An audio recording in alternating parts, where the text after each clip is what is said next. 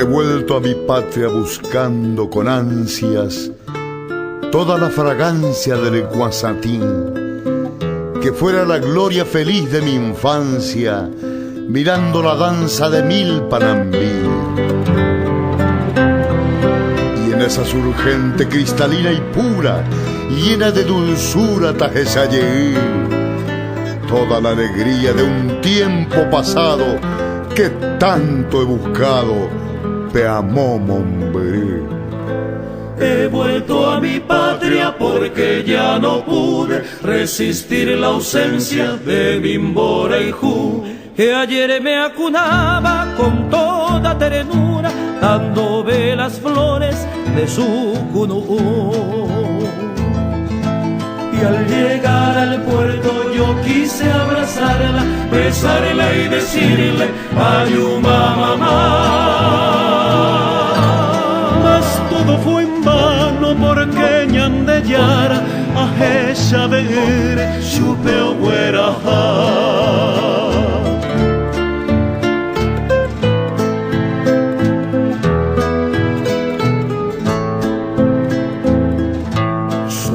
Consuela hoy nuestras costumbres, que en toda mi gira Maronda topay. La guapa burrera, la bella loquera y la chiperita, la iboyo yajay. Pasé muchos años sin ver al labriego con su inigualable sombrero pirí, y a las campesinas con manos de hada bajo la enramada ejereñandutí.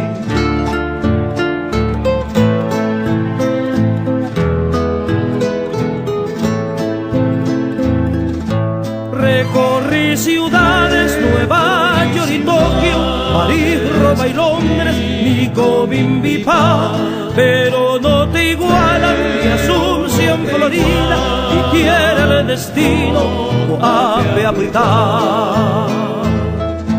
Y aquí entre tus cerros, tus montes, tus ríos, tus verdes praderas llenas de abambá, quiero que la muerte me sorprenda un día cantando guaranías a mi Paraguay. Tus melodías, mensajes son de lo más bello que tienes tú, y el mensajero tuyo seré, canciones llevo a repartir.